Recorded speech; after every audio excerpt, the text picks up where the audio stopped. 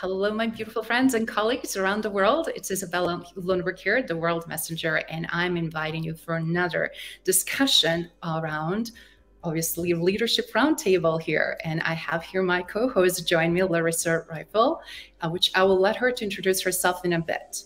But before we start, I just really wanted to honor everybody and your time for being here, specifically joining us here on Sunday.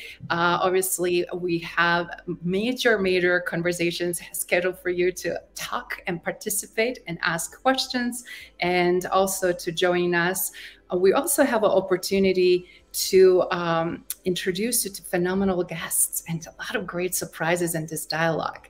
The focus, obviously, it is on our opportunities when we look at what can we do when we're courageous, when we tap into our strengths, and when we're resilient. We're already seeing some amazing colleagues and friends joining us, saying hello, which I'm profoundly grateful. Some familiar faces and some new. So thank you so much for Gandhi for being here. Liga, we love having you as always. Jabir, Mukesh, we're also glad to have you here with us. But I also wanted to share something very important. You guys know me as leadership advisor, you know me as global business advisor, you know me through so many avenues of business. You also know me that I'm gung-ho about people and I'm people champion. This morning, today, at the conversation, I am nothing but just the world messenger, passing the message to the world, from phenomenal people that can show us what it looks to tap into your strength, your resilience, and your courage. With that, I want to pass to Larissa. Larissa, welcome. Thank you for joining me on this roundtable leadership conversation this morning. Thank you, Isabella. Good morning to you. Good afternoon to everybody around the world. Good evening. I'm so happy to be here this morning. It's such an important gathering of minds to talk about the situation in Ukraine. My name is Larissa Reifel. I'm the president of the Ukrainian Culture Center in Los Angeles. That is my volunteer job. I'm actually vice president of finance for a software company in Southern California. I'm just so excited to be here today. It's such a privilege to co-host with you, Isabella. Thank you. Absolutely. Likewise, feeling is mutual, and it's so great to see what we can do when we all come together. And without further ado, with everybody participating, and David and also Joseph and everybody else, we're looking forward to your questions, comments. But without further ado, let me introduce someone who I'm absolutely so in awe of. How much compassion, kindness, support, but also perseverance, resilience, and strength this man has. He's literally having COVID, and yet he's still showing up with a fever, with low energy, and still making magic happen. President and founder of UkarineNow, someone that I've learned so much in the last 4 or 5 months since war broke off. And without further ado, let me introduce you to the founder and president, Artur Kiuilan. Artur, welcome. Hi, guys. Yeah, I definitely have COVID. You can definitely hear that. I'm a tech entrepreneur and the founder of UkarineNow.org. And I started UkarineNow.org on the first day of the invasion, simply because, as all of Ukrainians, we couldn't just sit and stare at what was happening. So I'm very grateful for everyone joining us today. I'm happy to do a little introduction of the organization, Isabella, if that's the time. Please go ahead. I'm going to share a couple of slides just to showcase the scope of the organization and what we've been able to accomplish in such a short and a long time frame. UkarineNow.org is a decentralized organization with volunteers all over the world. We have 6,000 volunteers that signed up. We have 2,000 people in various chats and groups. We have 500 actively involved in different departments of our organization. We have 60 team leaders and coordinators and 15 key operational leadership people. We are 501c3 registered in California, and UkarineNow.org is a program of the nonprofit. How it started on the first day of the invasion. We started with evacuations, then with refugee housing, then basically with evacuations of highly complex evacuations, such as kids with cancer, for example. Then we started helping in countries other than in Europe and Ukraine, for example, in Mexico, in Tijuana. Then we started helping with the US resettlement cases. Then we started figuring out how to put our supply chain on rails. We established a warehouse in Krakow, and now we're fully operational and delivering scheduled buses with humanitarian aid from there. In terms of the impact, we've done our own evacuations and evacuated almost 4,000 people. We've done 57 round trips across Ukraine, delivered 280 tons of humanitarian aid, and that was just us. But what I'm most proud is the fact that we, as an organization, we are proud to be an infrastructure, meaning that we support other organizations to do the work better, faster, and cheaper than we could. That's how we partnered with other organizations like Team Humanity, and we evacuated thousands of people through their network of evacuations. The same goes with Mission 823, run by Sean Sullivan. We also help them evacuate, we help them buy ambulances, and we're really, really proud of these efforts that basically are a collaboration between different organizations. Because when the resources are short, and they're going to become even shorter in the coming months, we have to consolidate what we have to be efficient. And there's no ability to, there's no, morally, we can't accept the waste of resources. And this is something that I've been passionate about since the first weeks of war, because obviously the first months of war was the beautiful state of, you know, everyone supporting, everyone sending money, but it's slowing down, and we have to be mindful about it. The other impact report is housing. We've helped with housing everywhere across Europe and US.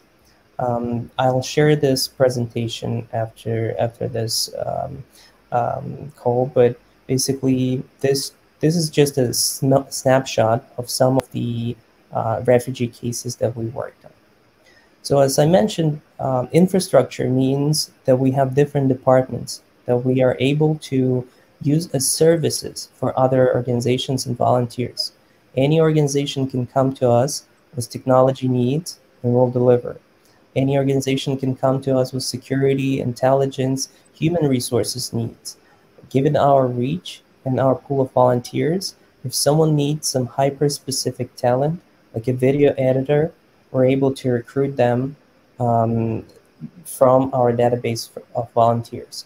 If someone needs help with logistics or analytics, that's where we come in. One of the projects that I'm super, super proud of supporting is eDopomoga. This is a product of Ministry of Social Policy, and we have Kostiantyn and Pablo here on the call to speak more about it. We've been proudly helping with the technology infrastructure and data analytics for them. And this is something that I truly believe is the international innovation of how you deliver the humanitarian aid and help on the ground. When I first saw the demo of the project, when I was able to fund a specific coupon for a family to buy something at the grocery store, and then they used it, and I received a receipt of what exactly they bought, that was an impressive feat of transparency, traceability, and proof that humanitarian aid can be transparent. So with that, I'll pass it down to other speakers to speak more about the project. Fantastic. And with that, such a great overview, and for you showing up and still giving your best and doing some amazing work, even when you're sick. I just want to say kudo for your drive, resilience, courage, and strength and passion to make things happen. We have here now two guests that you referenced, that you're collaborating with, that are part of Ukrainian ministry. And if you don't mind, please, would you like to introduce your fellow colleagues that are you working so closely with? Hi. dear partners, friends, and colleagues, there are tens of thousands of miles between us, but I feel that we are close and united on our efforts and our values. And thank you for your strong support. The stability of Ukraine, first of all, is now determined on the front line with the Russian army. But stability of the country is also about the function of the state, the continuity of social protection, and the survival of people who do not retreat from the attacked territories or have become internally displaced people in Ukraine. And today I will tell you about 2 ways of humanitarian supports for Ukrainians, which are available anywhere in the world. I'll start with the first one. I have some slides too. 1 second, please. No problem, Kostiantyn, and it's so great to see you here with us. And for everyone, Kostiantyn Koshelenko is part of the project that Artur referenced, but also he's working obviously with Minister of Social Policy, and he is a deputy minister. So we're really honored to have you here with us, Kostiantyn. And I'll start with first one. As part of the United 24 initiative of the President of Ukraine, Volodymyr Zelensky, the Ministry of Social Policy of Ukraine opened an account at the National Bank of Ukraine to collect donations for humanitarian aid to Ukrainians affected by Russia Federation. You see slides, and when we talk about humanitarian account, we talk about support for different organizations who make humanitarian projects with Ministry of Social Policy. It's about NGOs, it's about volunteer organization who work with us together. When we talk about aims or targets of this support, we talk about provide food, provide clothing, stable goods, and pay the one of first essential needs for these people. It's a small statistic about this humanitarian account. We received more than half of billion hryvnias and distribute 4,062 million hryvnia to our people, and have a small balance now. And we always need to ask about new donation, because scope of the support, it's about 1,200,000 people. But now more than 6 million people in Ukraine now is internally displaced in our territory. We have a clear dashboard with analytics about categories of people and categories of support. And we have a project with Ukrainian railway company, Ukrzaliznytsia, for fast support for people who evacuating by trains. It's about food, and it's about small money support after evacuation. You see the results. It's a product. It's a product for people. It's target support for families with kids. It's about small portative gas station for regions with logistic problems. And our goal is to continue this support, to continue the support of different Ukrainian NGOs and different Ukrainian volunteer teams to make it together. As I say, we have a dashboard. This is linked to this dashboard, and from different countries, every benefactors have possibility to find information about support through this humanitarian account. And it's our first project, and my colleague, first Deputy Minister of Social Policy, Yevhen Kotyk, asked for me present this information for you, because he is attending today. And in the second, I need to present for you platform which we call eDopomoga, which translates from Ukrainian as electronic help. Many international organizations and volunteers rallied around help in Ukraine, but logistical and organizational difficulties sometimes do not allow to provide transparent and official assistance. We analyze all problems and difficulties and offered a convenient and transparent IT solution. As I say, IT solution we call eDopomoga.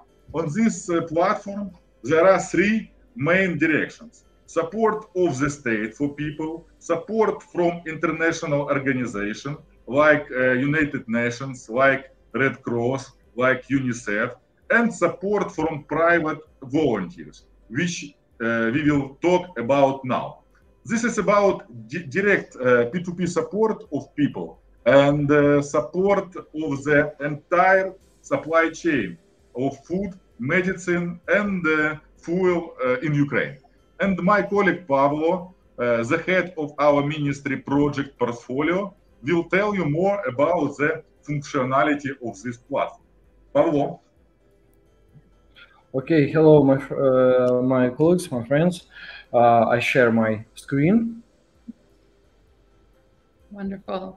Great to have you, Pablo, and thank you again for being with us and sharing what you've been working on and how collaboration in times like this makes tremendous impact and difference. So being involved in all the projects of ministry, obviously, and overseeing project portfolio, you have a pretty good sense of what's going on. So please. Yes, welcome. So you see, yes, now? We're going to be seeing that hopefully shortly, not yet, but 1 second, please. No problem at all. So thank you, everyone. While we're getting ready to hear from Pablo, his perspective, thank you again for everyone for being here. I'm really super excited to see Joseph, Arif, Zagar, Liga. We're having people coming in this conversation and at this leadership roundtable from all over the world. So far, I can depict at least 5 continents here, so which is amazing. And I'm super thrilled that you're here with us and for opportunity for us to obviously dialogue. So when we're done with this segment, I cannot wait to introduce you to NGOs and we can hear some powerful story from everyone. Wait to hear. Thank you so much, David, for helping us out here and also raising up together and being such a great supporter. I really appreciate it. Thank you for being with us this morning. Okay, back to you. Oh, we lost and when Pavlo have technical issues, we have a promo video of our platform. And if you can to play this video for us now. Sure. If we have the access to the video, we can definitely do that. So add him here, and if it's possible, let's see. If not, you can tell us a little bit more about it, and then we can play a little bit later if that doesn't work, Pavlo. So please proceed. There we go. Bingo. We are here. Yeah, we are here. Thanks. So our project eDopomoga, what is this? So we have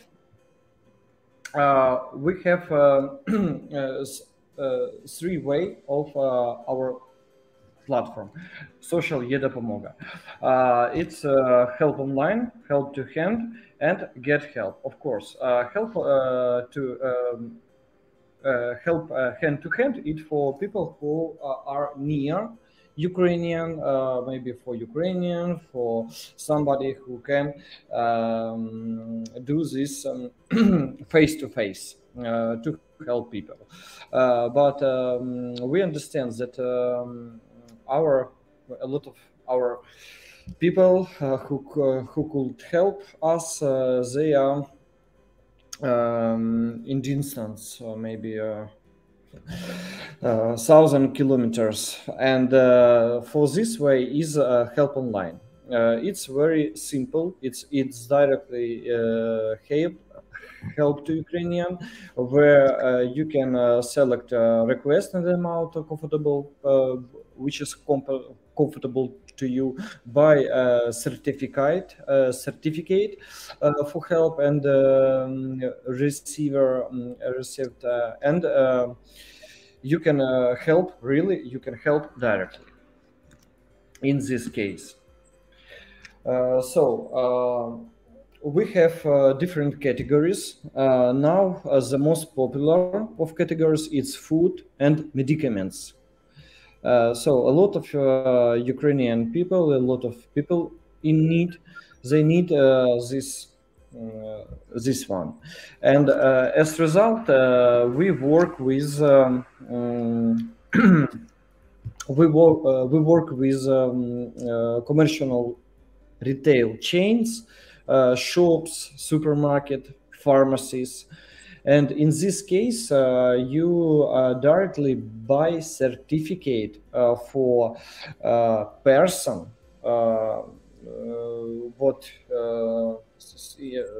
which in very difficult situation, you directly buy certificates for food and medicine.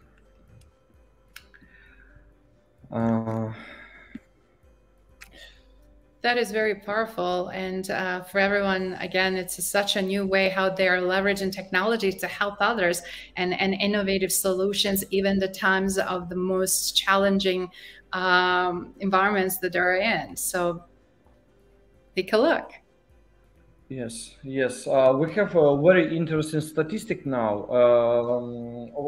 Of course, a lot of people help Ukrainian help Ukrainian, but also we glad to see the statistics that other countries also try to help. It's United States, Germany, even Vietnam, United Kingdom, Canada, Poland, and others. A lot of countries, a lot of people buy certificate for Ukrainian and help. It's very simple to help in this case. So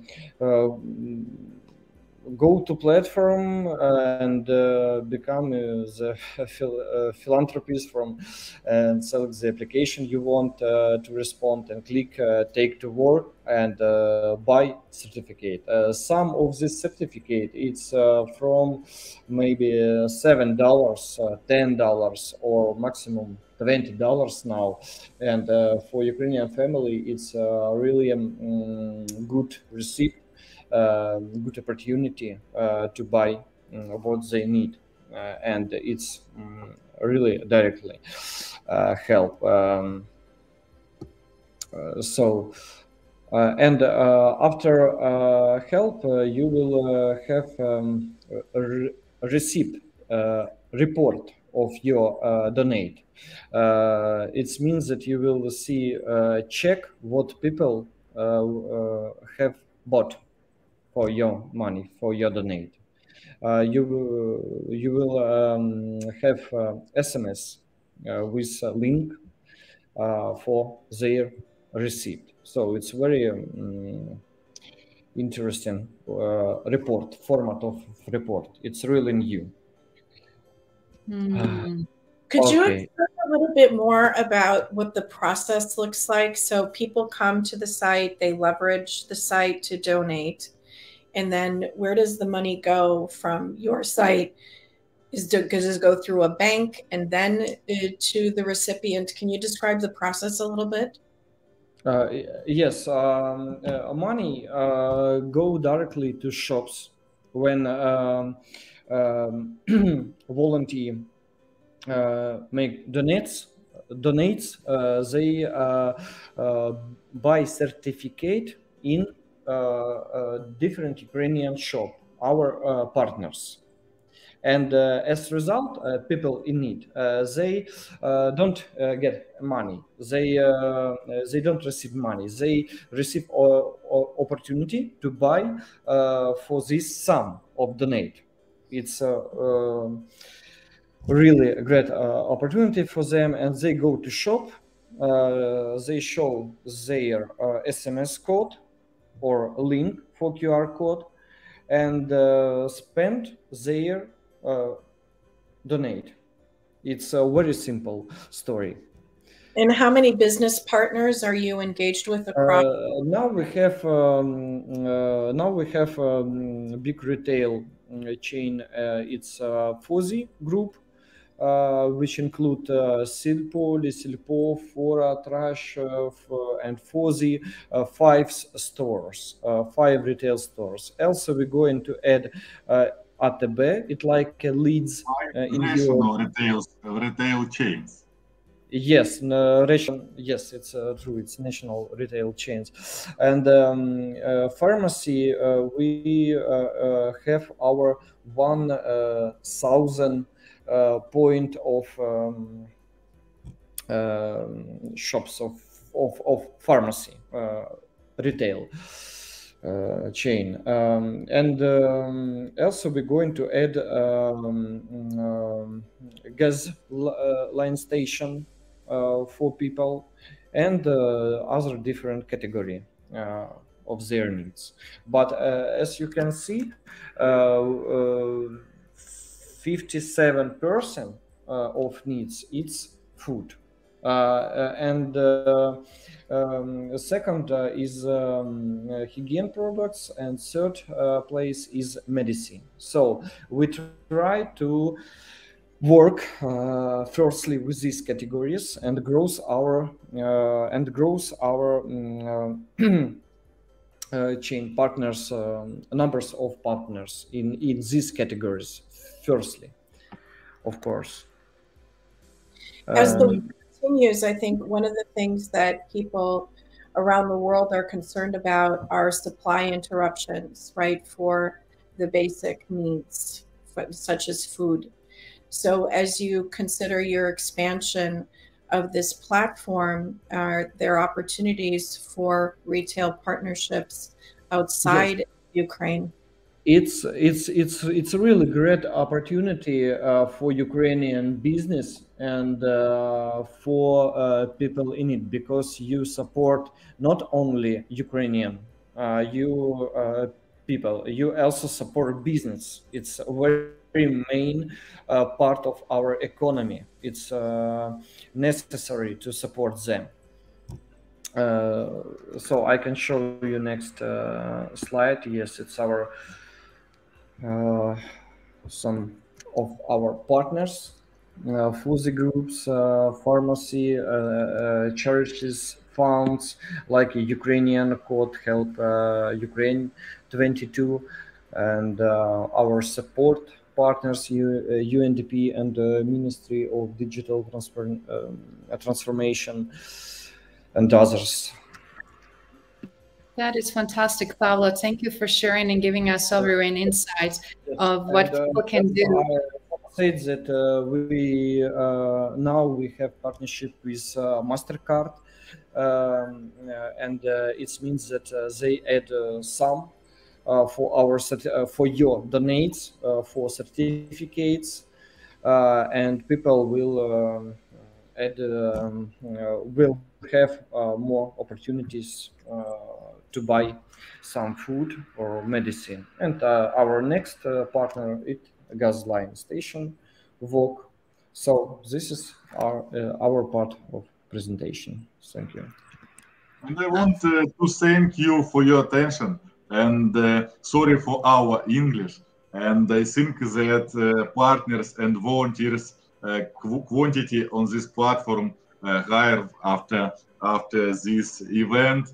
And if we talk about this platform, our partners from United Nations Development Program say that it's solution not only Ukraine. We can start support Ukrainians, but by eDopomoga. But in the next year, we have to support another people in another countries in humanitarian crisis, because it's a platform is very simple to scale and to add another partners. We work with MasterCard, Visa, any cards. We work worldwide, and it's not bad solution for every country in times of humanitarian crisis. And I ask Isabella to play our video if you can. Let's see, we'll do that next. But I just want to say for everybody, again, watching and listening, this is a great presentation from Kostiantyn and Pavlo in terms of not only what they came up so very quickly, innovatively in this crisis that they found themselves all of a sudden, but then also, as they mentioned, opportunity to help other parts of the world and help them scale and replicate successes where we can really roll out very quickly crisis intervention and support people around the globe. In terms of video, I am not seeing the link yet. So if you can provide, okay, I see that here. So we'll see how that's gonna go. Just a second. In the meantime, as we're pushing this, let's see.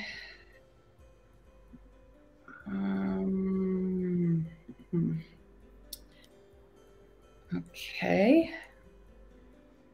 Let me see if I can share my screen here. Fortunately, I can't because it's not being downloaded, so I apologize. For some reason, it's not letting me not downloaded ones to view. But we'll provide the link for everyone that are eager to see, and then that way you can also be able to watch, in addition, obviously, to see the slides that they just shared with us. So right now, let's move to next segment, and we will bring everybody together for a conversation, but we're going to be adding now opportunity for our NGOs partners that are part of it to also come forward. We're having some really amazing people that are being patiently waiting also to come in conversation. And we're looking for one more person here. Yay. Now, do we have everyone from NGOs here? Guess what? We're having now, after we had a quick overview from the Ministry of Social Policy and their projects overview, we have with us Dmitry Kozlov, Suspina International. We also have, obviously, Larissa that's going to talk about Ukraine Culture Center and change there and what she's up to. My co-facilitator. We also have a Mikhailo, who is standing with Ukraine Foundation, who is also Ukrainian and American attorney and also president of organization. We also have Elisa here, and she's working on a really interesting project that she joined us here as well, Maria. And then we have a cat Libor here with us. Goodness, guys, you are for such a treat. So with that in mind, let's start with Elisa. Please, could you share a little bit about what you have been doing and what is your effort all about? Back down in Mexico and from Mexico City, activist, volunteer, and human rights defender. Hello, everybody. I'm very honored to be here, and I would very gladly share the project we've been working on. We've been working with Artur for a few months now, and it's been great collaborating with such amazing people, to be honest. And I just want to introduce myself and introduce our project.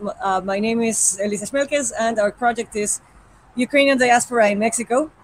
So we are the hub for organizing the Ukrainian community in Mexico, and we want to build bridges and networks to aid Ukraine any way we can right now, and in the long term to build solid bridges and revitalize Ukrainian culture in Mexico. So if you could share our presentation, Artur, I would gladly start telling you all about it. Okay, so that is actually a project for you, please. Right. So our project is called a Axolotl project. You may know about this animal. It's a Mexican animal, a salamander that can regenerate its own limbs. So if you can go to the next slide, that's us. Yes, that's the very cute animal that the project is based on. And because it's Mexican and because it can grow back its limbs, this project is a project that we are working on with the Ministry of Health in Ukraine. through the Ukrainian embassy in Mexico. Next slide, please. First, yeah, about us. That's Ilona, my colleague, and we have been working for all throughout the war. This project started, of course, as a response to the war, but we have been working, organizing protests and sending humanitarian aid and receiving the refugees that came through Mexico, which were like 1,000 of them. We were involved in making sure they had a pleasant stay in Mexico. And that's just some of the work we've done. But this is our new project. So next slide, please. So yes, we want to rehabilitate wounded Ukrainians who have lost limbs. That's what the project is about. So next slide. As you know, we are in a war situation. Next slide. And there's a big queue of people who have lost limbs and who, of course, cannot get the medical aid they need within Ukraine, or the system is saturated both in Ukraine and in the rest of Europe. And Mexico, fortunately, has a very high-tech prosthetics industry. So we will be working with first-rate prosthetic limb makers. And the health system in Mexico is not saturated for that. Demand is pretty, it's not too high. So the Mexican system can rehabilitate these people at a lower cost than would be, for example, here in the US or in the rest of the Americas. So we intend to bring people to Mexico and build their artificial limbs, place them, and follow these people through their entire rehabilitation process, and give them psychological counseling, and also just be with them and be help them just forget about the war for a little while and have a pleasant stay in Mexico as well. So this is the story of Oleg. He was a mine exploded in his face, and he has shrapnel inserted in his face, and he lost one of his limbs. He will be our first patient, and we are very glad to receive him. We will be very glad to receive him soon. So this is just one of our patients. We have like 5 or 6 more in line to aid right now, but we want to expand this project to help as many people as possible. And this is just an advertisement. We're hosting our own fundraiser in Mexico City, and if you guys want to come, or if you want to help us, you can also help us there. We are. It's going to take place on September 22nd, and it's going to be an art auction and general gala for people to donate. So that's it. That's our project, and we are very glad to be here. Thank you. That is fantastic. I'm so glad you were able to share a little bit with us here, and everybody again watching around the world, and everybody that are being affected by war, by mines, by losing the limbs, and people from previous wars and conflicts that I'm being engaging with in the past. It's great to see what new technologies and solutions can really bring, so that people can normalize their life and be able to rehabilitate in the best possible way they can. So such an amazing, amazing work, and a very important work. So thank you so much for doing that.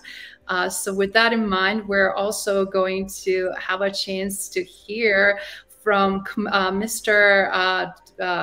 Dmytro Kozlov. Dmytro, welcome. How are you? You are part of your board of directors of Suspline International, and you're doing some amazing work yourself. Do you mind sharing what that is all about and impacts that you're making in your country and beyond? Isabella, thank you. It's a real honor to me to be with all of you, dear friends and colleagues. Yes, right, indeed. I'm responsible for people at the National Broadcasting Company.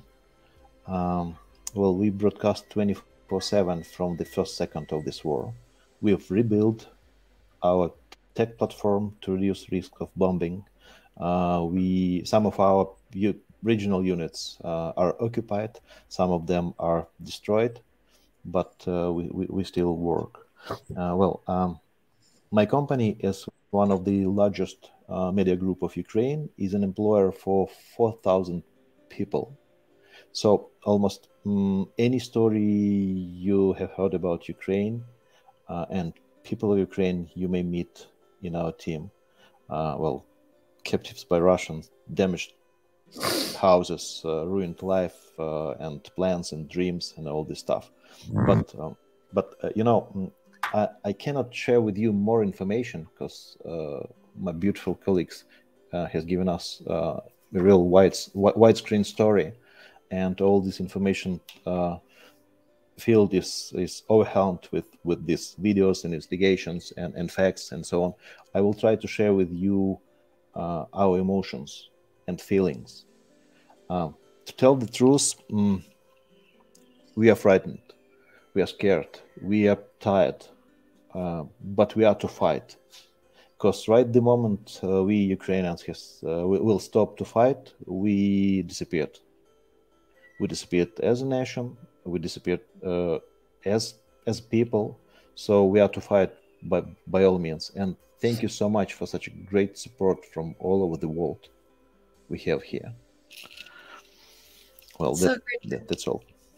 Thank you, Dmytro. It's great to have you. For everybody, also I want you to check Susplina International. Will be sharing the link to their YouTube page that is providing information in English. They're an independent news media delivery, and they're really providing so much phenomenal information to the world, but also for Ukrainians. His commitment to provide 24/7 nonstop since war broke off of content that is helping people to make a right decision, to really understand what's going on, to provide trusted source of media. It's incredibly important during the time when it's so much propaganda, when there's so many different outlets, and where we really don't know who to believe, where to turn, who to trust, and how to navigate chaos, the pain, the loss, and everything else that is going on. And in times like this, people like Dmytro rise up to occasion in their leadership and blaze the path forward. It's not easy, it's difficult, because also his journalists and people that he is working so closely with are directly affected and targeted. And in times like this, I wanted just to say that everybody so far, whatever they shared, everybody plays such a crucial role. But ultimately, if we don't know what is going on, if we're not being able to have information directly from the source and coming directly from the heart and telling you the truth, it's going to be very, very difficult to navigate that. So not only he's helping with the hope and installing hope in people, but helping them also with their morale. And a lot of people are sacrificing a lot. The reason I just want to just highlight this before we go to the next NGO and highlight their amazing work, which is obviously so important to step back and really look at what we're having in front of us. This is not about the blame. This is about, we're in a situation that we're in. What can we do now to make things better? What can we do now to save ourselves, our people, and then also be able to preserve and have our country back, and our country that we can really move forward. So again, I just want to ask everyone, when somebody else asks how common man can help, you're going to have plenty of links here and a lot of NGOs to support and find where your heart lies the most. And then also opportunity to truly tap in and connect with these amazing people on this panel. So now I'm going to move and have opportunity to one thing, Isabella, really just briefly as we continue, because there's so much great information being shared here today. One of the things that I would put out to everybody to think about as we're listening about the great efforts going on all around the world is to think about how we can leverage one another and start achieving greater economies of scale in the efforts that we're engaged in, right? So for example, when I hear about the work going on in Mexico to help with a wounded soldier, I think of the Ukrainian Medical Association of North America. I think of the World Federation of Ukrainian Medical Associations and how we can connect you to them to leverage even more resources to go up against what you're seeing in Mexico. When I hear about the art exhibit that you described, I think of the Ukrainian Institute of Modern Art in Chicago and how we can connect that organization with your organization to bring the messaging in that art forward. When I hear about broadcasting, we're in Hollywood here in the Ukrainian Culture Center in Los Angeles. There are many media outlets that are wanting Ukrainian content very, very desperately. And it's become so important because the mainstream media outlets such as CNN, Fox News, MSNBC, whatever you call it, isn't covering Ukraine nearly to the extent that it was in the first 90 days.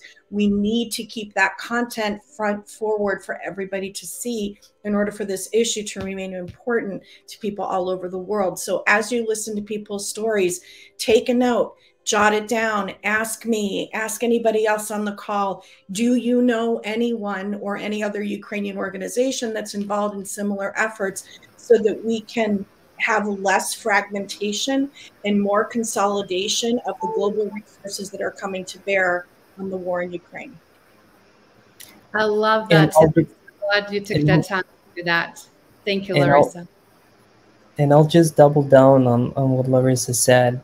I was recently at the Ukrainian consulate in San Francisco, spoke with consul and the vice consul, and one of the key things that we discussed was the realization that there are so many organizations, and it's an amazing, feat of decentralization, but on the other hand, there's only so much that the human brain can hold in terms of the list of organizations. So one of the projects that we discussed and haven't yet kicked off because I got sick, but basically a map of Ukrainian organizations to centralize the communication and the point of contacts. They agreed to back this project informationally, and I'm looking forward to everyone's cooperation to hopefully, enable this consolidation moving forward. Beautiful, beautiful. Thank you for that. Thank you. Thank you so much, everyone. And again, let's go quickly to rest of the NGOs, and then we're going to open the dialogue and answering some questions that our keen audience has been asking. So we also have here with us that we didn't have a chance to share. We have Kat, and then we also have Mariam. Could you please share a little bit about you and your organization and what you've been involved in, so that we can show some of your successes and everything else. So Mariana, please.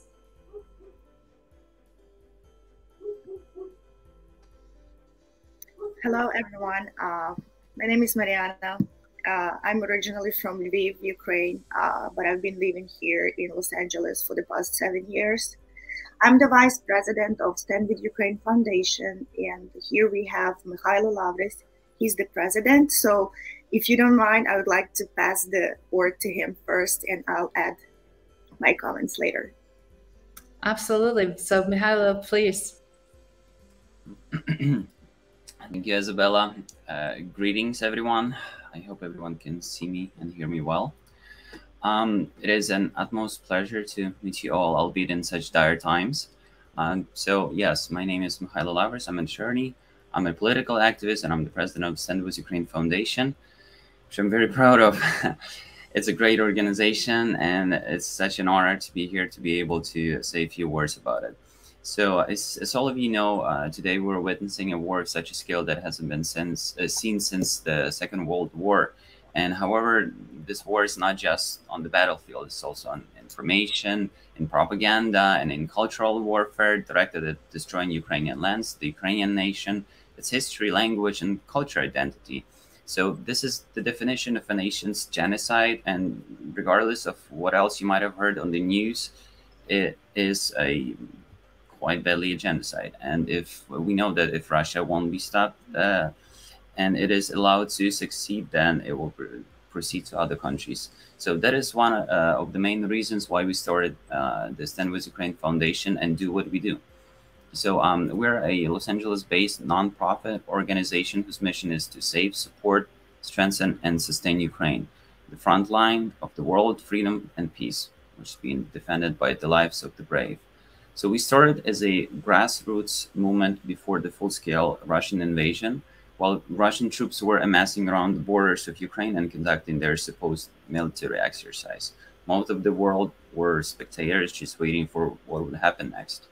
But we acted. The Stand With Ukraine movement in Los Angeles was the first to call to arms and initiate international rallies raising global awareness of the devastating impact Ukraine was to withstand as a consequence of escalating Russian military aggression. So since January 2022, our movement grew to include hundreds of volunteers working tirelessly to raise and ship humanitarian aid, hold cultural events, and engage in advocacy for Ukraine by reaching out to public officials and organizing peaceful demonstrations. Today, we are, as we call, the #1 local and global movement dedicated to providing humanitarian war relief, fighting misinformation, promoting Ukrainian culture, and advocating for policies that support Ukraine in its struggle for freedom. The United States has well over 1 million Americans of the Ukrainian descent, and California has the second largest population of the Ukrainian Americans. So Stand With Ukraine Foundation has been fortunate to be recognized by many for our efforts, and we have been even authorized to represent in our field as San Francisco Consulate General of Ukraine. This enables us to have a very wide reach to the communities in California and engage their responses to the ongoing crisis. So far, we have had held about 35 rallies and creative events in Los Angeles alone, with roughly 5 times this number across California. Speaking generally about, the protests and all the other organizations that are kind of working in the same direction as we are, as we always try to keep touch and be in close contact with our organizations that are also doing everything they can in their respective cities and their regions. So with your permission, I would like to share also a few pictures just to showcase briefly what we do, and hopefully I can quickly do this. Absolutely, of course you can. I've tried this in work before, so fingers crossed on that. So if you click on the share, you should be able to, and then I will pick up that new screen and I will add you up in the stream. Fantastic. Yay. Is it? Okay, fantastic. Speaking about our direction of activism and advocacy, here are a few snapshots. And our volunteers work ceaselessly to organize, rallies and campaigns supporting Ukraine in the USA and around the world. And we lobby effectively to influence critical political decisions, changing the course of the war in favor of Ukraine. As you can see, we have been collecting a lot of petitions that we send directly to the congressmen and the senators and the White House. We also try and organize a lot of Zoom calls or online meetings with the representatives, again, in the Congress, the Senate, and we try to further the Ukrainian agenda. And it really warms my heart when something that we discuss with them directly, we hear about these things actually happening on the news. Now, regarding our aid to Ukraine and Volunteer Center, Stand With Ukraine Foundation have actually established several volunteer centers handling humanitarian aid.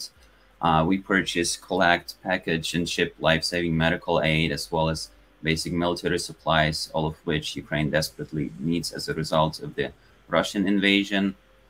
And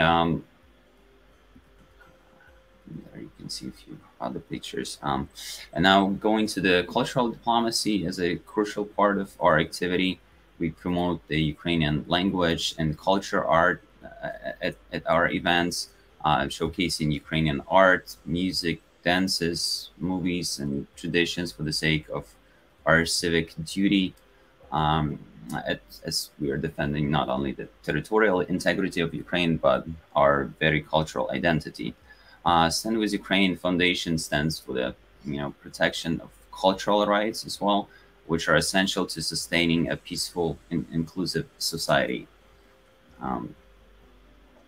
And in this picture, you may have seen, we have also started a worldwide dance flash mob, which have collectively gathered over 10 million views. on the internet, and this dance was made again to bring as much awareness to the Ukrainian problems.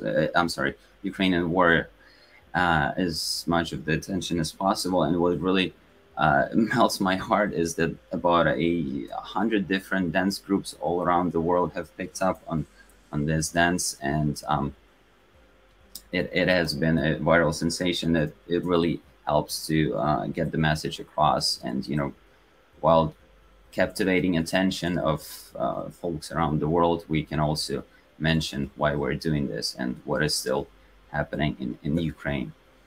And finally, for all our efforts in supporting Ukrainian community both in the state and abroad, Stand With Ukraine Foundation has been recognized by many governmental agencies and public officials, including the Consulate General of Ukraine in San Francisco, California, and the Consulate General the Republic of Lithuania and Los Angeles, State Senator Josh Newman, among others. And we have been spotlighted on all major national TV news channels, as well as radio, printed, and online media. And that's also one of the channels we try to leverage to, again, bring our message across and make sure that we are heard in what we're doing, and make sure that Ukraine is still one of the main issues that the rest of the world is or should be concerned, because like we said, like we all know, Russia is not planning to stop in Ukraine. So Ukraine is right now fighting for the rest of the world as well. And having said that, and on behalf of everyone at Stand With Ukraine Foundation, I would like to thank you all who serve with heart, lend a hand, save lives, stand with Ukraine today, and make a difference. So thank you so much, and I'll be happy to answer any questions should you have them. Thank you. Thank you so much, Mihailo, for sharing. I'm just in awe of everyone so far that shared, from ministry to obviously all the NGOs that are represented here, and where your heart, passion, and continuous effort, and how much, guys, look at this, how much the waves are created here of positive change and ripple effects and opportunity, as Larissa said, as we listen to think about how can we connect the dots, how can we amplify this, how can we also make it bigger, and also at the same time, how can we help others to rally and be a part of something big with courageous actions. So with that in mind, would you like to, Mariana, say something yourself after we had heard from Mikhail, from your perspective? Yes, well, I think that Mihailo covered most of our activities. I would like just to add, and all other organizations to work together. As some of you may know, here in Los Angeles, we have the Ukrainian Culture Center, and Larissa is the president, and we have Artur. And we've been working together. We've been doing a lot of events, cultural events, a lot of other activities together. And I'm just calling all other cities to unite to help Ukraine and to save our people. If I could add some context to this conversation, so I've already raised the issue of how we can leverage one another, right, to achieve more economies of scale in our efforts.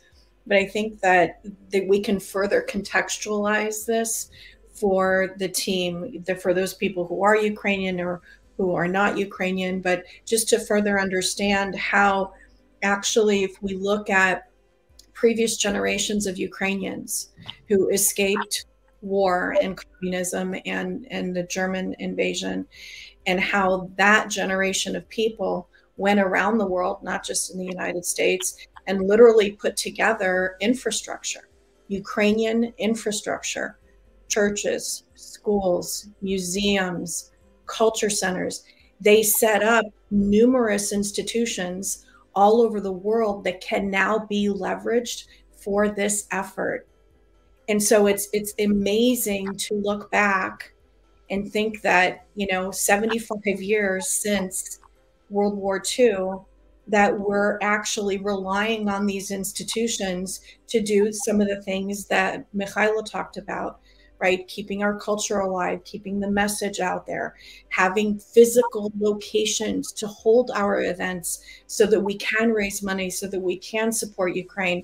And so I think it's really important that we recognize that there are generations of people that came before us and are setting us up in some ways to be successful in this effort. Larissa, thank you so much for sharing that. Do you mind also share a little bit of Ukrainian Culture Center, a little bit about its history that is based in LA, and then what that Culture Center became today, so that others really can understand? Because you're also, as you said, that's your volunteer full-time job, being the president of Culture Center, and things shifted so much, yet you are doing so many amazing things to exactly do that, preserve the culture, bring awareness, and at the same time, bring everybody together in diaspora. And I'm super excited to see how this is going to go beyond what we're seeing happening right now. Yeah, so the Culture Center has been around for a long time. It was actually incorporated in 1944. The building was purchased a little bit after that, and it was renovated through volunteers in the Ukrainian community in Los Angeles.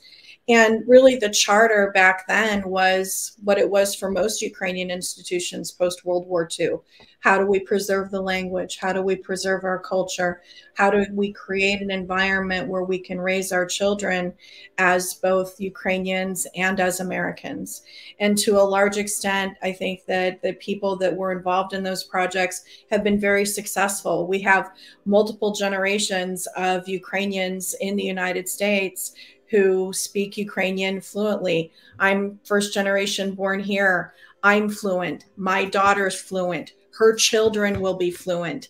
It was the way that we could keep Ukraine alive outside the borders of Ukraine. And Isabella, you and I already talked about how, Ukrainian independence was largely achieved by Ukrainians in Ukraine.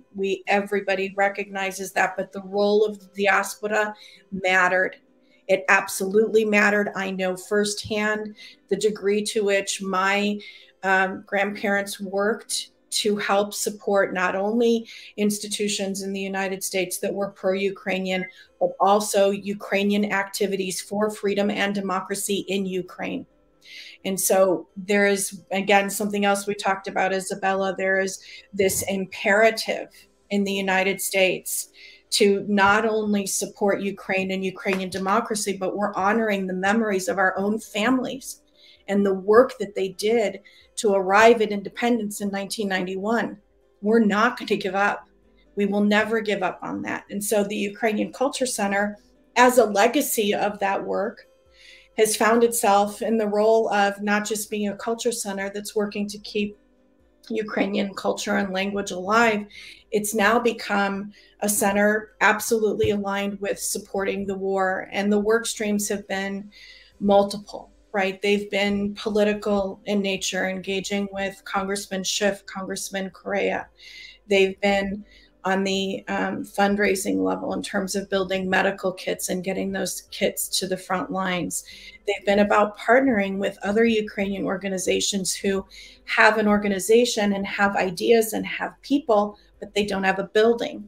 And so we work with them to say, okay, how can we put these events on to continue all of these efforts to support Ukraine? We've also done a lot of work in terms of helping refugees who have come across the Mexican border. Once they got here, we're trying to help them get settled in Orange County. So we've had to pivot quite a bit at the Ukrainian Culture Center, but I think that we're figuring it out as we go along. And certainly we have support. I have support, having grown up in Chicago. I can network back to Chicago to ask for advice, for help. I think my godmother is on this call somewhere. Marta Farion is the vice president of the Ukrainian Congress Committee of America in Chicago. She's also a board member of the Ukrainian Institute of Modern Art and the president of the Kyiv Mohila Foundation. And so I leverage my network to help give me advice about how to proceed forward with the activities of the Ukrainian Culture Center in order to make it more efficient and effective. where continuing to operate in a vacuum would not have served us well. And so I'm grateful not only for all of the people that I've worked with here in California and all of the people that have helped me from home in Chicago, but I'm grateful for all of you as well, because just in this 1 hour on the call, I have a list of ideas this long about how we can help each other. So I'm super glad to be here. Thank you. Wonderful. Thank you for sharing that. And we have a last Kat left to share about her tremendous work, my fellow European here, that is mover and shaker and doing some amazing work. And guys, if she doesn't make you cry, I mean, I was yesterday feeling it when she was telling me the story about orphans she saved and continued to help, as well some of the stuff that Artur also did with orphans and disabled children. I mean, everybody is doing so much, and I just cannot wait for her to share a little bit about her work as well, then to bring all of you back and answer some really awesome questions and get a dynamic conversation going. So Kat, please share a little bit about your tremendous work and dedication. Sure. So the goal is not to make anybody cry today, so we're going to keep it lighthearted. For the Ukrainians on here, Привіт, and Дуже приємно. Мене звати Kat. So my name is Kat, and as Isabella mentioned, I am a European citizen. I know I sound very American, and that's because I've been in California since age 16. But the reason I'm on this chat is really to represent the people on an individual level who might feel overwhelmed and intimidated or discouraged because they don't have the background or experience with humanitarian aid, or have as impressive of a background as my fellow colleagues and friends on this chat. So about myself, I work in production, large scale event production here in California. I'm in Los Angeles. And I'm a European citizen who never thought that I would see a major European war in my lifetime. So when the invasion started on February 24th, I was absolutely glued to the news. I was glued to doomsday scrolling. It's all I could focus on. It was really pulling my attention away from work. And there was a point where I decided that the time I was spending just online would be better spent on the ground. So I'm an example of someone who cannot offer anything as valuable as military or medical aid. And I'm not backed by major funding of any sort, but I've still been able to render aid and help move the needle just the tiniest inch. And I want to tell you that everybody on this call can do the same. And if enough people do this, it does make a difference. So I started my journey in Warsaw about 3 months ago. And I started with one of the major refugee centers out there. I wanted to see what it was like. I wanted to understand the needs of the refugees better. There's only so much knowledge that you can gain by watching on a television screen, but I needed to experience, and I really needed to connect with these people on a personal level. And I will tell you that getting to Warsaw was incredibly emotional, because I stood in this city that with the German raising in 1944, 90% of this city was destroyed. And I was standing in this space that was so beautifully authentic and Polish. And I know that Ukraine will go through similar struggles. And I know the destruction and the devastation out there, but I've also seen what other countries have been able to do. And I know that Ukraine will get there. So with starting in Warsaw, I started on a really powerful message to begin with. But from there, I traveled on to Hrebeny, which is the border of Ukraine and Poland. And I was there rendering aid for a few weeks. So I was focused with a couple of different organizations, the Polish Humanitarian Association and World Central Kitchen. We really focused on helping refugees cross the border safely, mainly women and children, as you know, and then help refugees with their resettlement progress. My plan was never to go into Ukraine because it was dangerous. However, while I was out there, the war really shifted east, right? And so where we were usually helping about personally now on a 12-hour shift, we would see about 600 to 800 refugees a day.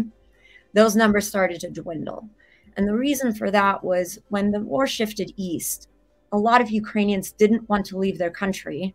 They didn't want to become full refugees. So they were moving west into Lviv.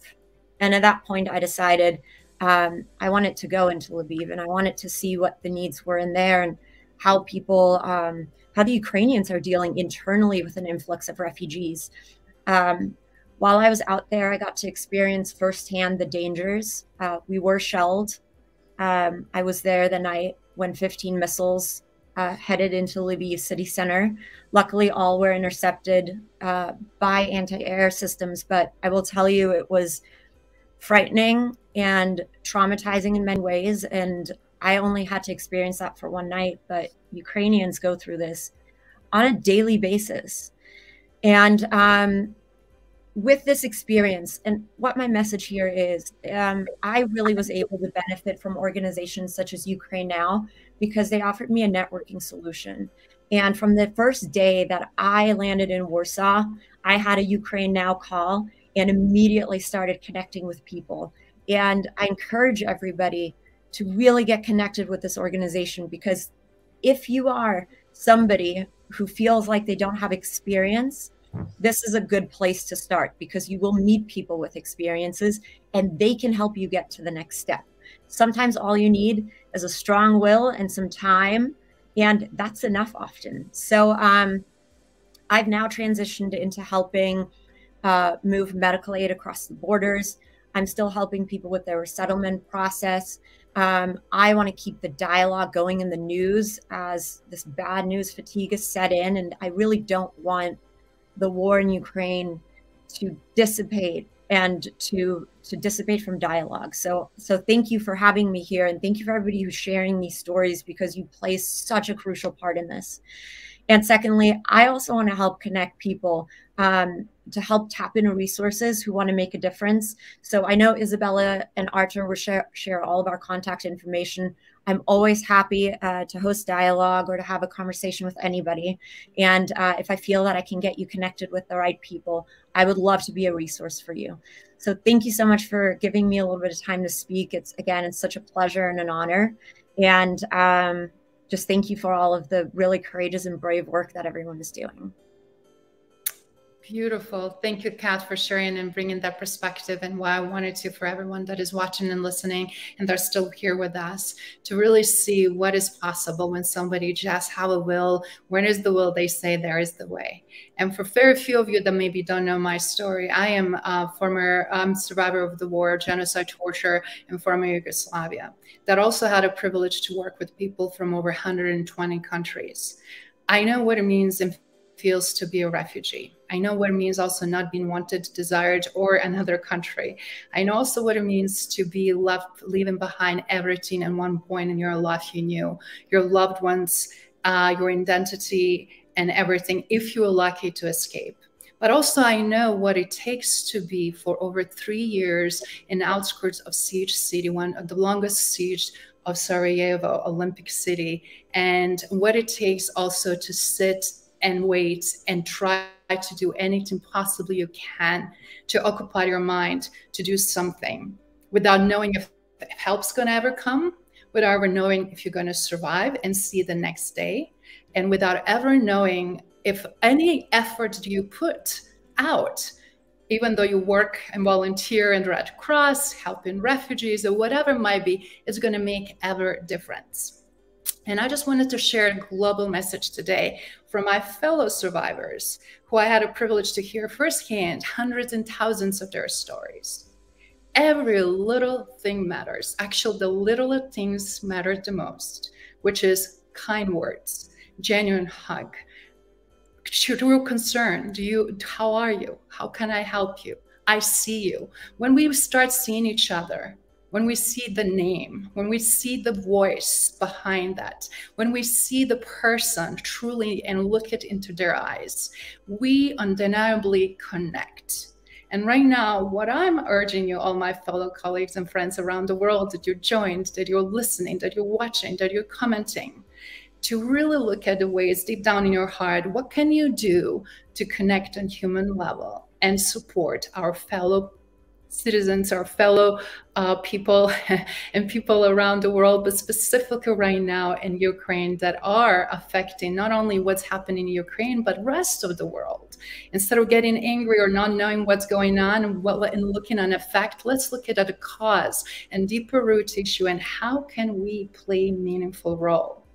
So with that in mind, I want to open now dialogue for all of us to engage. And I'm seeing so many people are asking different questions, but I really wanted to ask every single one of you on the panel, how are you coping? How are you tapping into this extraordinary leadership and your courage and your strength and resilience?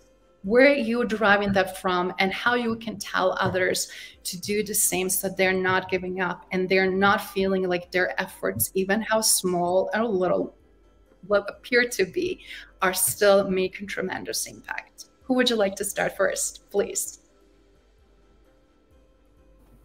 I'd like to tell just a couple of words, if you don't mind. Please. This war is extremely personal for me, because I've got two sons, two boys, 7 and 11. And I know if Russia will colonize us again, they will go to Eastern Europe in 10 or 20 years to liberate the rest of Eastern Europe. And I do not want this life for them. This is the main reason. I think that's very important. And Isabella, if I could, you know, I think it's important to really internalize what Dmytro just said. And the reason is because he's talking about the future. So I think initially, I think we all have been in the last 130 days, right? We've all been overwhelmed. We're all reacting. A lot of our work has been very tactical. But if we all took a step back and said, okay, what can we expect in the next 3 months? What can we expect in the next 6 months? What can we expect in the next year? It will serve us well in being better prepared. When you and I had a meeting about this, Isabella, a couple of weeks ago, I think one of the things that I talked about, one of my key takeaways from this experience was, for the 2.5 weeks that those tanks were piling up on the border of Ukraine, we could have been doing something and we weren't. The Ukrainian Culture Center was not doing anything in those 2.5 weeks. We lost that time. So as we sit here today, and I'm going to be having a call with the State Department on this topic, as we sit here today, there are certain things that we know are going to happen in the next 4 to 6 months. Food shortage. No heat in the winter. There's a laundry list of issues that we can be working on this summer that will prepare us better for the winter. And we should, as this team, plus more people, should be having a meeting in the next 4 weeks to talk about, hey guys, let's not find ourselves behind the 8 ball in 2 or 3 months. Let's get on those issues today. Thank you. If I could share my story. So my grandmother, she was born on March 20th of 1942. She was born during the World War II. And when I was a child, she used to tell me stories, frightening stories about the abuse of Soviet power over my great-grandmother. Unfortunately, I didn't meet my great-grandfather because he did not return from the war as thousands of Ukrainian men. So every time my grandmother shared those horrific stories of her life in the village during World War II, she cried. And since I was very young, I couldn't quite understand the gravity of my grandma's grief. So now, as a witness of a genocide of Ukrainian people, I understand that in the future, when I tell my children and my grandchildren about these terrible days, I will be like my grandmother. I will cry. I don't want this to happen. That's why, together with Mikhailo, together with all the volunteers, all the Ukrainians abroad Ukraine, we are fighting this evil. We don't want this for our kids and grandkids. So this is my motivation. Thank you. And if I may, I would also like to add a few words. So I would say that the problem that Ukraine is facing, it's not something that is recent. It has been going on for centuries. As we know, Russia didn't invade Ukraine in 2022, and it seized some lands in 2014. It seized the Crimean Peninsula. And but going back into centuries of Ukrainian history, Russia has been trying to conquer Ukraine because it is on the crossroads between Europe and Asia, and it's a very, very important piece of land. And also for the mentality of the people living within the limits of Russia, it is extremely dangerous because if they have a strong democratic neighbor such as Ukraine, which used to be part of the same country with Russia in the past, that is a symbol, a manifestation that people can actually live better than they do in Russia right now if they follow the democratic principles. And also keeping that in mind, what also motivates me is that both my grandfathers were persecuted by the Soviet regime. So one of them spent 10 years in the Siberian prison just for speaking Ukrainian. And I know what Russia is capable, and I know that it's not some fake pretense that they made up and that they keep circulating on the news. Russia just wants to conquer everyone they can. They just this ruthless aggressor that won't stop unless it is stopped. And that is my biggest motivation, I guess. And a lot of my friends and colleagues share the same sentiments because it's right now Russia is the face of the global evil. And we have to clearly understand this. We have to clearly make this known to everyone for the rest of the world, because it really pains me when I hear some other well-educated people saying, well, perhaps Ukraine kind of triggered this, or some other misinformation, which can be very dangerous because it leads to this ripple effect that people start questioning whether Ukraine is acting, whether Ukraine is in the right, or whether Russia maybe actually had some good cause to invade Ukraine. So knowing all of that, it just, I can't stop. It's my main motivation. I know that people are actually suffering in Ukraine, thousands of people, millions of people are already displaced from their homes. And knowing that, I know that we just have no excuse. People that are still capable of having their normal life, going to work, having some peace, knowing that they can sleep and their homes won't be bombed at night, not hearing these air raid sirens, keeping everyone awake for the past 5 months almost now in Ukraine. That is my main motivation, because if not us, then who? And with that, again, thank you everyone for everything you guys are doing, because only together we will prevail, and I know that we will. And that's just to underscore what Mikhailo just said. If we were to take something positive out of the tragedy and the scrolling on your phone and seeing all of the human tragedy and the death, and hearing about the rape and murder of children and hospitals and schools and literally every dehumanizing act that the Russian army can engage in, they're engaging in. Because all of that is now front page news, and because it is clear that this is an animalistic attack from one group of people on another group of people who they perceive to be less human than they are, we can now control the narrative. This is our opportunity to leverage what's going on, to expose what's going on, leverage the international courts, make it crystal clear that this is not just a war for the sake of grabbing territory. If that's what it was, they wouldn't be reducing Mariupol to ashes. So we can leverage this in our favor, and we should.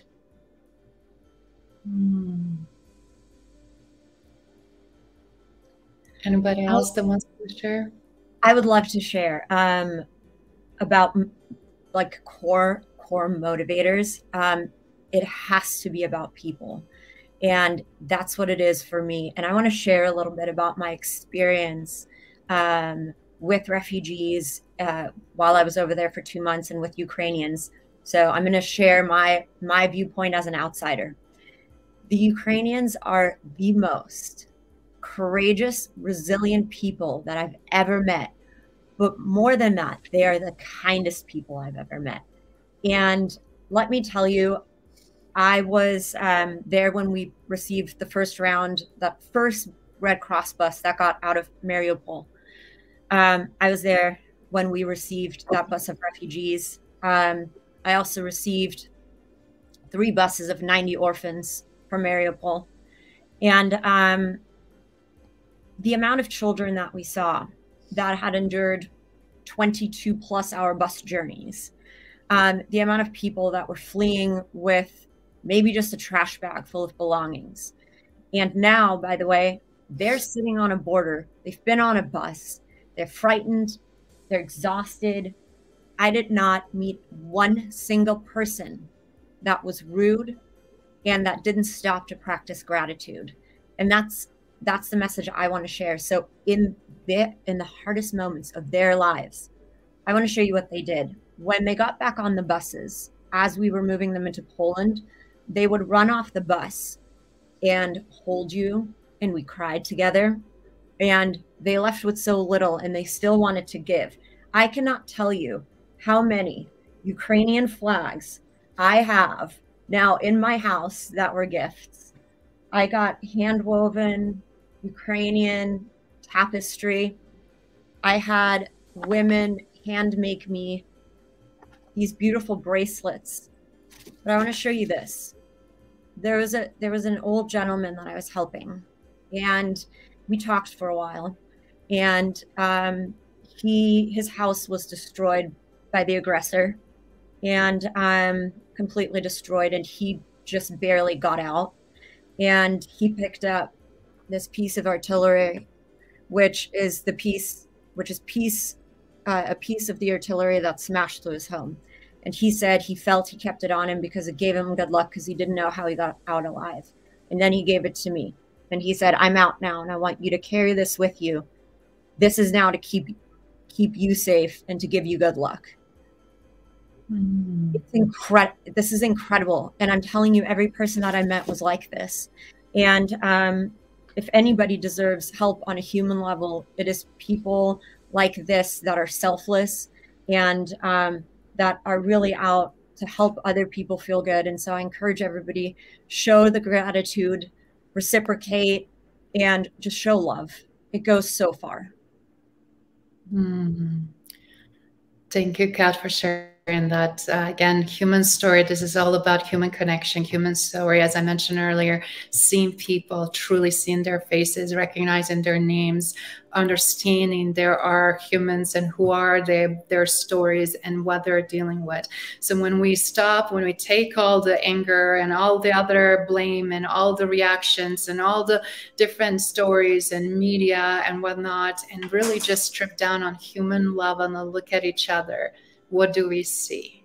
We see ourselves, right? We see a reflection of ourselves. And that's the story I've been hearing from all of my survivors that I worked with to rehabilitate genocide, torture, war trauma survivors, rape victims for over a decade. I did a lot of work in Sweden and then a lot of work in the United States.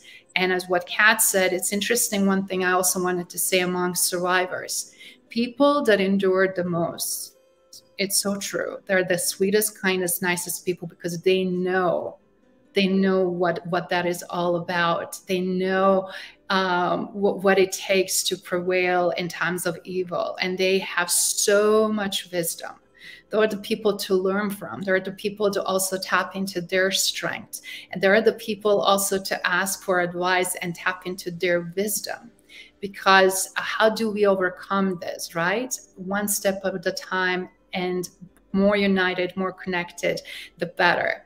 It's challenging, and we also need to give ourselves a break, And I also wanted to say, now it's me, nurturer, and the leader coming to the front. I know so many of you are working so hard. Today it's Artur with us, who has COVID, who is not feeling good, who is raging on the high temperature, but he is showing up because he would not miss this for the world. And just shows his perseverance and desire, even if he's just physically there, what that means to him, but also shows a reflection of his leadership.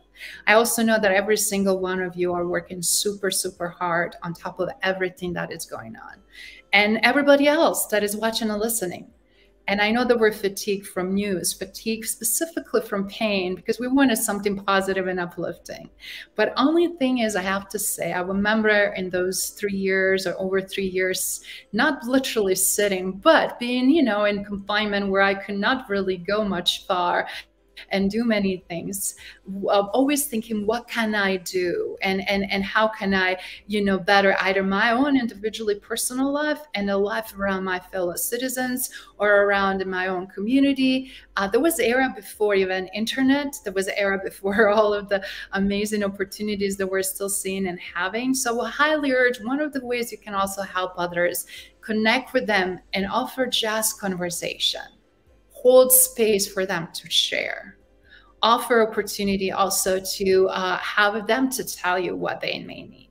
Tell them what's going on. Learn how their day-to-day looks like. Be there for someone that they know that's going to be grounded, that's going to be loving, that's going to be caring and genuinely interested. That's going to also help to connect the dots. That's going to also help to create a bigger ripple effect. I know the immediate need is always, of course, it's money. It's very important because people always think, oh, everybody is given, we don't have to worry about it. But reality is not the truth, you know, and right now those resources are really moving the needle, as they earlier were showing with all these different projects. Who is going to have a food on their table today? Who's going to be able to get that very important medicine? Who is going to be able to also get that car filled with gas so they can go rescue more people or deliver much needed aid?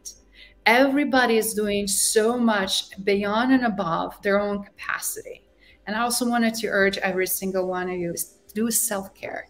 Take a time also to rejuvenate, even if it's just a half-hour and a day, so that you can be so strong and powerful in everything you've been doing. And with that in mind, I really wanted to call back Artur as we started this dialogue this morning, with closing remarks and also with a call for action, because we can act in so many ways. And the best way is to act. I will post every single NGO that it's been on this call, their links, but also we'll be also offering opportunities how you can support and jump in and be the volunteer and be that actually beautiful beacon of the light and positivity in times when people need the most. So Artur, please. Thank you, Isabella. I think my video froze, right? Yes, it's okay. Yeah, it's okay. You can still hear me.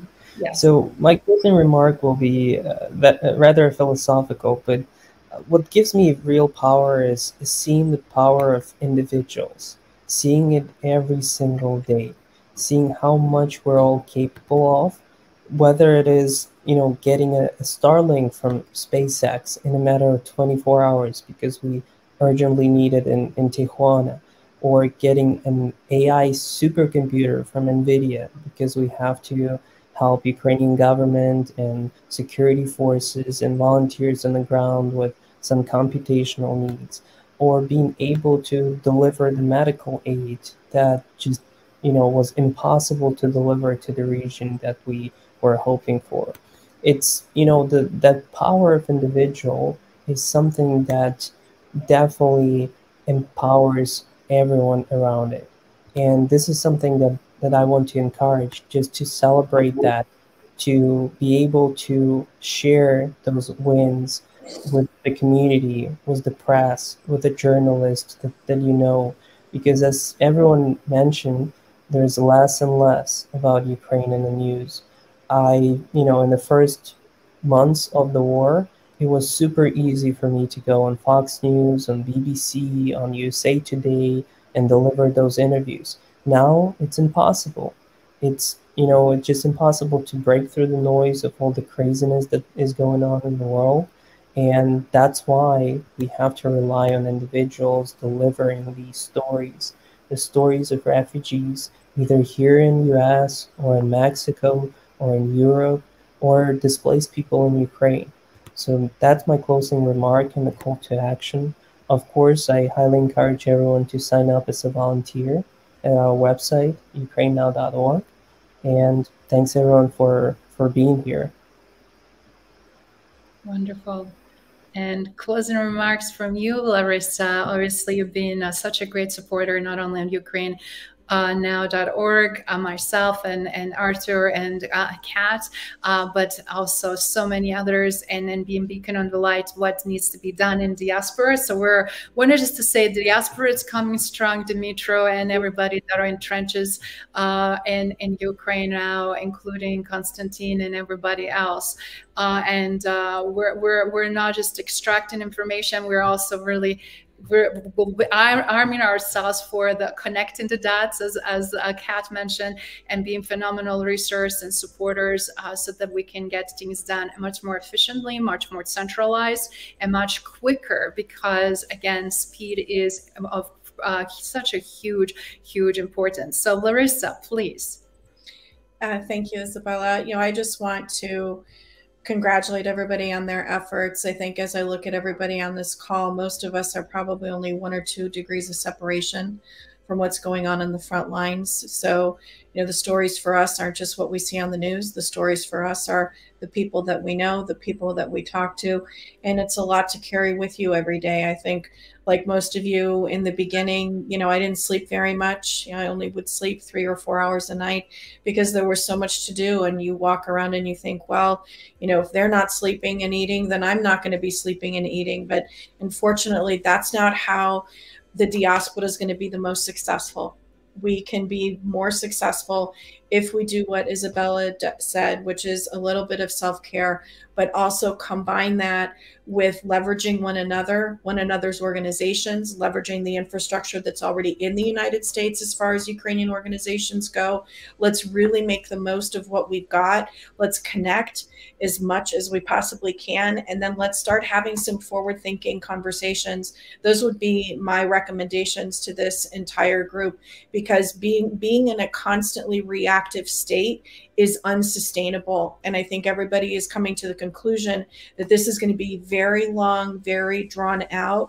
And I think if we have one another and if we're forward thinking, we have a good shot at success. Wonderful. That is so powerful and such a great message. Anyone else? I'm going to give you a chance. Anybody else that wants to say something? Dimitra? You good? Okay. And so I just wanted to say again, I'm deeply touched for everybody's participation, for everyone being here. Please pay attention to all the links. Everyone that is being on this panel, feel free again to share your links and comment with audience and interact. Everyone that wants to reach out to these amazing humans that are moving the needle, they're also on LinkedIn, they're on the Facebook, they're also on YouTube and different platforms. Find them, interact with them, jump on their organizations and figure it out ways and paths, even if it just means, again, connecting dots, making referrals, or volunteering, donating, and supporting. So again, thank you so much, everyone. And this is just the beginning, because you guys cannot get rid of me. I am just going to make these bigger and greater and more frequent, and we're going to be dialoguing about things that matter. So guys, stay tuned. And I just want to say deep gratitude for everyone on this panel. I am so rich to meet beautiful humans as a result, and I cannot wait to meet you in person. And also for everyone else participating, for being with us, for sharing such amazing messages. I just want to thank you, everyone that is being here on the call, that is being also giving us such a beautiful support. So thank you, thank you, thank you. And I look forward to seeing you guys again.